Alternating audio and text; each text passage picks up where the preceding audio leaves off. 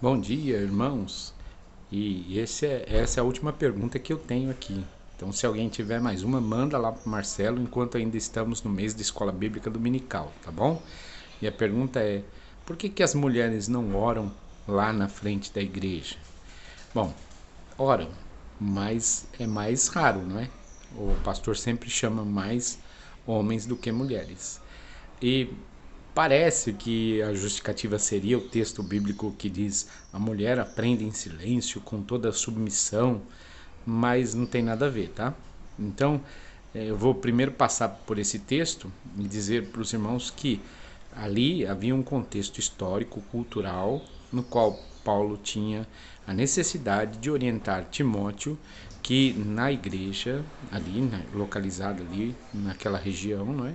Ele precisava administrar a participação das mulheres, impedindo que elas estivessem à frente, porque isso era indecoroso, era desrespeitoso. Então todas as culturas têm alguma coisa que é tido como respeitoso ou desrespeitoso.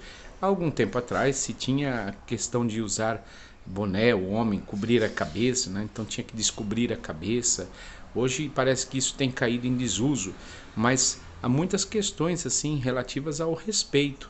Cumprimentar alguém, então ficar de pé.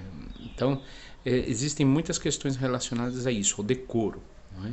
Usar a linguagem correta. E naquele tempo era indecoroso a mulher falar à frente.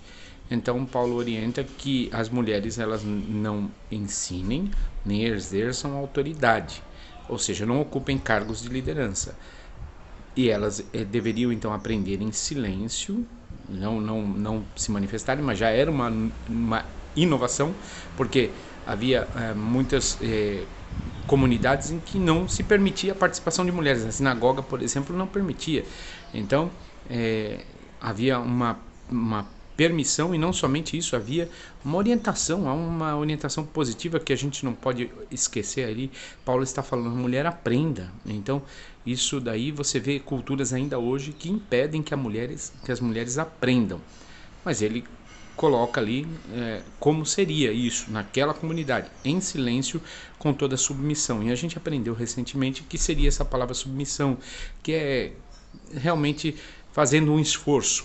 Então ele estaria dizendo assim: a mulher aprende em silêncio, mesmo que isso lhe custe um esforço muito grande. Então fique ali, se tiver alguma questão, pergunte ao seu marido em casa, e seu marido vai perguntar, e aí vai naquela cadeia. Então Paulo está estabelecendo o direito da mulher de aprender, sobretudo, mas coordenando as coisas de acordo com aquela cultura. Agora, aqui, em nossa igreja, hoje em dia, nós chamamos mulheres para orar, para pregar, palestrar, tantas coisas assim, dar aulas às crianças, porque elas têm um tato melhor com as crianças, não é? Há pais até que se sentem mais confortáveis com professoras cuidando de seus filhos do que professores, dado a tantos problemas que existem aí na sociedade, e eu não preciso aqui listar esses problemas, os irmãos estão cientes.